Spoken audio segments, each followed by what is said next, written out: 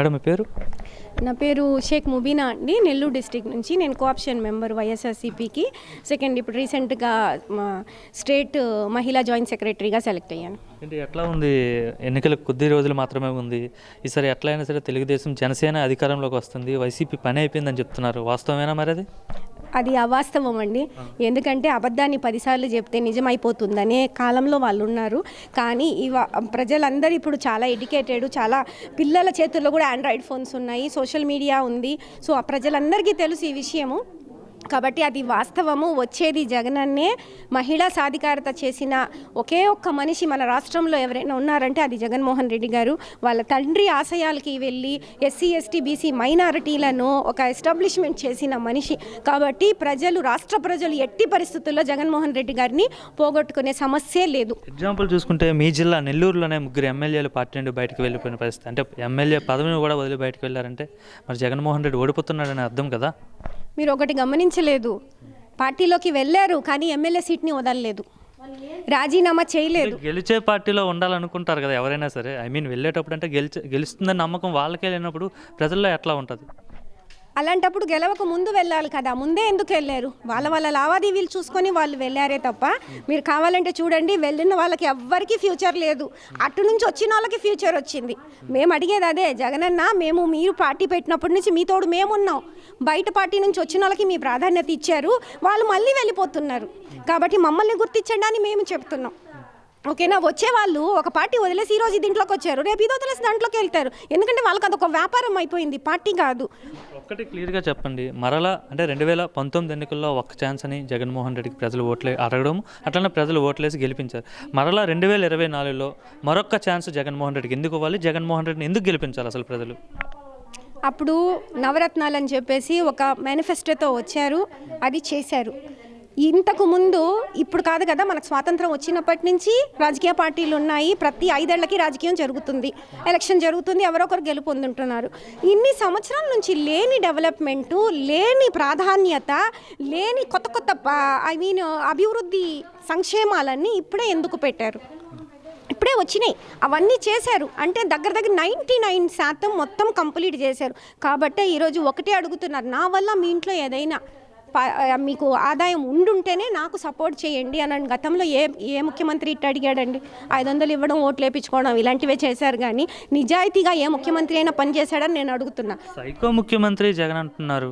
అవునండి, నిజంగా సైకో. ఎందుకంటే మహిళల్ని అభివృద్ధి చెయ్యాలి అనే సైకో. ఆడది ఇంటికి వంటిళ్ళకి కుందేలు కాదు, మగవాడితో సమానంగా పని చేయగలదు అనే సైకో. ఓకేనా? సెకండ్, ఇప్పుడు మన ఇండియాలో ఉండే పిల్లలు వెళ్ళడం వల్లే అదర్ కంట్రీస్ డెవలప్ అయినాయి. ఈరోజు సాఫ్ట్వేర్లు చూసుకున్నా, హార్డ్వేర్లు చూసుకున్నా, పెద్ద కంపెనీస్ అదర్ కంట్రీస్ అన్ని డెవలప్ అయినాయి. అక్కడ ఎవరు పని చేస్తున్నారు? మన ఇండియన్స్. అలాంటి పిల్లలు మన ఇండియాలో ఉంటే ఏ రేంజ్లో మన ఇండియా ఉంటుంది? సో పుట్టక ముందే బిడ్డ గురించి కూడా ఆలోచించి అమ్మ దీవెన అని చెప్పేసి పౌష్టికాహారం వాళ్ళకి అందజేసి, అంటే ఆయన దూరదృష్టి ఎక్కడ దాకుంది చూడండి. అంటే రేపు రాబోయే రోజుల్లో ఎలా ఉంటుందో ఏమో తెలియదు. సో మన రాష్ట్రాన్ని మనం చాలా డెవలప్ చేసుకుంటే, పిల్లలు బాగుపడితే మేము బాగుంటాము అనే ఒక్క దూరదృష్టితో ఆలోచించి మన గురించి తపన పడుతున్నాడే. ప్రతి ఇంటి బిడ్డగా, ప్రతి చెల్లికి ఒక అన్నగా, ప్రతి అమ్మకి కొడుకుగా, ఒక తాతకి మనవడుగా తపన పడుతున్నాడే. అందుకే సైకో. అది చూడలేక మంచి చెయ్యరు, మంచి చేయనిచ్చే వాళ్ళని చేయనివ్వరు. కాబట్టే చంద్రబాబు నాయుడు ఆయనకి సైకో అని పేరు పెట్టాడు. పవన్ కళ్యాణ్ అంటున్నాడు, వచ్చే ఎన్నికల్లో జగన్మోహన్ రెడ్డిని ఎట్లయినా గెలవను, గద్దె నుండి దింపేస్తాను, వచ్చేది తెలుగుదేశం జనసేన కూటమే, తెలుగుదేశం జనసేన ప్రభుత్వాన్ని స్థాపిస్తాయనేసి ఆయన చెప్తాను. దొంగ అంటే ఎవరో భుజాలు దొడుక్కున్నాడంట. ఆ విధంగా వీళ్ళెట్టో వచ్చేది లేదు, పాడు లేదు. కాబట్టే వాళ్ళు జనసేనని కలుపుకుంటున్నారు, రేపు ఇంకొక పార్టీని కలుపుకుంటారు. ఎన్ని పార్టీలని కలుపుకున్నా జగన్ అన్నని ఢీ కొట్టే మొగాడు ఇంకెవరు లేరు అని నేను చెప్తా.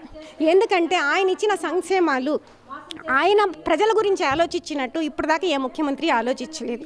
వాళ్ళ నాన్న ఆశయాల్ని తీసుకొని ఇంటింటికి పాదయాత్ర. ఎవరు నడుస్తారండి? మీరు నడుస్తారా? నేను నడుస్తాను. కూడా పాదయాత్ర చేశాడండి. చేశారుగా. ఆయనకి ఎక్కడ పాదయాత్ర చేస్తున్నారో తెలియదు, అది ఏ స్టేటో తెలియదు. ఓకేనా? అసలు ఏ జిల్లానో తెలియదు. పక్క రాష్ట్రంలో ఉండే ఆఫర్స్ వచ్చి మన రాష్ట్రంలో అడుగుతారు. మీరు వీడియోలు చూడండి ఎంత బాగా చేస్తున్నారు. ఊరికనే వాకింగ్ జాగింగ్ కాదు, వీడియోలు తీసుకొని అక్కడక్కడ నడిచినట్టు ఫోటోలు వేయడం కాదు. కాళ్ళు వాసినట్టు, కాళ్ళలో నుంచి రక్తం చిందినట్టు ప్రతి డివిజన్కి వెళ్ళి ప్రతి ఇంటికి గడప గడపకి తట్టి వాళ్ళకి ఇది ఉంది, ఇబ్బంది ఉంది, ఎలాంటివి తీసుకుంటే నా ప్రజలు బాగుపడతారు అనే దాని గురించి ప్రజా అభిమాని కాబట్టి ప్రజలు బాగుండాలి, ఒక్కసారి కాదు నేను సాయం చేస్తే వీళ్ళు 10 ఏళ్ళు గుర్తు పెట్టుకోవాలి అనే విధంగా వాళ్ళ గురించి తపన పడి మొత్తం మేనిఫెస్టోని తయారు చేసి ఈరోజు అవ్వాతాతలు కానివ్వండి, అమ్మ నాన్నకు కానివ్వండి, పిల్లలకు కానివ్వండి, ఇంకా చేయూత అని, ఆసరా అని, ఎలాంటివైనా కూడా అంటే ఒకటి పథకాలను ఇస్తున్నారు ఓకే, కానీ సార్ పులివెందుల్లో జగన్మోహన్ రెడ్డి ఓడిపోబోతున్నాడు, పులివెందుల్లో టీడీపీ గెలవబోతుందని చెప్తున్నారు. జగన్మోహన్ రెడ్డి ఓడిపోతాడా? రాసి ఇవ్వమని చెప్పండి, రాసి ఇవ్వమనండి ఆయన గెలుస్తాడని చెప్పేసి. ఆయనకి ఎన్ని సంవత్సరాలు అనుభవం ఉంది, ఎన్ని సంవత్సరాలు ఇప్పుడు? కనీసము మేము ఒకటే ఆలోచిస్తాం, మనిషి చనిపోయాక 4 కావాలి ఎత్తడానికి. నేను ఒకటే సలహా ఇస్తా చంద్రబాబు నాయుడు గారికి, మీ అనుభవం ఉంది కదా, మీకు మంచిగా ఉంది కదా, ఎలాగో గెలిచేది లేదు, మంచిగా చేసి అతనికైనా సపోర్ట్ చేసి ఆ పుణ్యం సంపాదించుకోండి అంట. ఈ వయసులో పుణ్యం సంపాదించుకోవాలి, అంతేగాని ఎదుటి వాళ్ళపైన అబండాలు వేసి అలాంటివే వాళ్ళ పిల్లలకి నేర్పించి దీనివల్ల దేశ ఇది ఒక రాష్ట్రము నాశనం అవుతుంది కానీ డెవలప్మెంట్ అవ్వదు. అంటే ఇంకా చెప్తున్నారు జగన్మోహన్ రెడ్డి పథకాల్లో కోత వేస్తున్నాడు, కొంతమందికి అమ్మఒడి 2కి ఇస్తా అని చెప్పి ఒక్కళ్ళకి ఇస్తున్నాడు, నన్ను గెలిపిస్తే 2కి ఇస్తాను, అది 2 కదా ఎంతమంది పిల్లలు ఉంటాయి, 3 పిల్లలు మీరు కనండి, నేను ఇస్తాను, నేను ఆర్థికంగా నేను ప్రోత్సహిస్తాను అంటున్నాడు. అలానే గ్యాస్ సిలిండర్లు ఫ్రీగా ఇస్తా అంటున్నాడు, మహిళలకు ఉచిత బస్సు ప్రయాణం అంటున్నారు, ఇక స్త్రీ శక్తి పథకం నిండా 18 సంవత్సరాలు దాటిన ప్రతి మహిళకి అకౌంట్లో డబ్బులు వేస్తా అని చెప్పి ఇట్లాంటి సంక్షేమ పథకాలు పెడుతున్నాడు కదా మరి చంద్రబాబు వైపు ప్రజలు వెళ్ళరా? మరి గతంలో కూడా చెప్పారుగా, డ్వాక్రా మహిళలకి రుణమాఫీ చేస్తానని, రైతులకి రుణమాఫీ చేస్తారని. చంద్రబాబు నాయుడు గారు ఉన్నప్పుడు మీరు ఒకసారి పేపర్ ఎత్తి చూడండి, పాస్ట్కి వెళ్ళి ఒకసారి చూడండి, ఎంతమంది రైతులు ఆత్మహత్యలు జరిగినాయి, గిట్టుబాటు ధర రాక ఎంతమంది చనిపోయారు, రుణాలు లేక ఎంతమంది ఇదయ్యారు, ఇబ్బంది పాలయ్యారు, ఇల్లు వాకిళ్ళు వదులుకొని ఎంతమంది గ్రామాలు వదిలేసి వెళ్ళిపోయారు. శ్రీ సిటీ లాగా డెవలప్ చేస్తాను అది ఇది అని చెప్పేసి పొలాలను అందరినీ మోసం చేసి అమ్మేసుకొని ఎంత చేశారు. ఇవన్నీ ప్రజలకి తెలీదా? ఇవన్నీ ప్రజలకి తెలుసు. ఆయన చెప్తున్నాడు, ఆయన డబ్బా ఆయన కొట్టుకుంటున్నాడు, అక్కడ చేసేది లేదు, ఏం లేదు. క్లియర్గా చెప్పండి మేడం, మీరు ఉండాలి బట్టి అంతసేపు వైసీపీ అంటున్నారు, జగన్మోహన్ రెడ్డి ఒకడు ఒకవైపు ఉన్నాడు, తెలుగుదేశం ఉంది, అలానే పొలిటికల్ అండ్ సినిమాల పరంగా చాలా సూపర్ స్టార్ హీరో అంటే పవర్ స్టార్ పవన్ కళ్యాణ్ అటువైపు ఉన్నాడు, అండ్ బీజేపీ అటువైపు ఉంది, కాంగ్రెస్ శర్మిల కూడా కాంగ్రెస్ పార్టీలో జాయిన్ అయ్యారు, ఇక్కడ పీసీసీ చీఫ్గా రాబోతున్నారు, జేడీ లక్ష్మీనారాయణ జై భారత్ నేషనల్ పెట్టారు, ఇంకా కమ్యూనిస్ట్ పార్టీలు ఉన్నాయి, అన్నీ అటువైపు ఉన్నాయి, ఇటువైపు కూడా ఒక్కడే జగన్ ఉన్నాడు. ఎట్లా గెలుస్తాడు? వాళ్ళందరినీ ఎదుర్కోగలుగుతాడు ఒక్కడు జగన్మోహన్ రెడ్డి?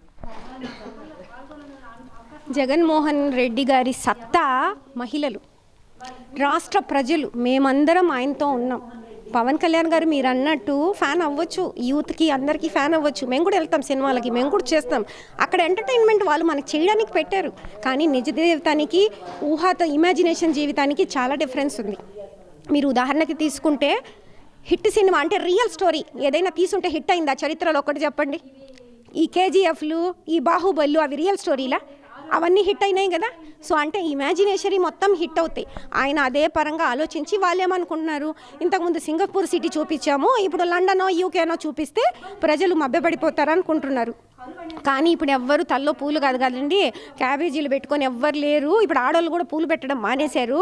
కాబట్టి నేను చెప్పేది ఏంటంటే వైఎస్ఆర్సీపీఏ వస్తుంది. ఎందుకంటే ప్రజలకి తెలుస్తుంది, ఇప్పుడు ప్రతి ఒక్కరూ ఎడ్యుకేటెడ్ ఉన్నారు. సెకండ్ టీవీలు కానివ్వండి, ఆండ్రాయిడ్ టీవీలు, సోషల్ మీడియాలు, మీ న్యూస్ ఛానళ్ళు ఎంత పెరుగున్నాయి. సో ఇంతకుముందు అంటే ఇవన్నీ లేవు కాబట్టి ప్రజలకు అవగాహన లేదు, ఏ ప్రచారం చేస్తే అది నమ్మేవాళ్ళు. ఇప్పుడు అలా కాదు, సినిమా వేరు, రియల్ లైఫ్ వేరు. ప్రజలు ఒక్కసారి ఒక పొరపాటు చేసి చంద్రబాబు నాయుడు గారికి వేసినా వాళ్ళ పిల్లల భవిష్యత్తే వాళ్ళు నాశనం మీద పెట్టారని చెప్పి నేనైతే క్లుప్తంగా చెప్తాను.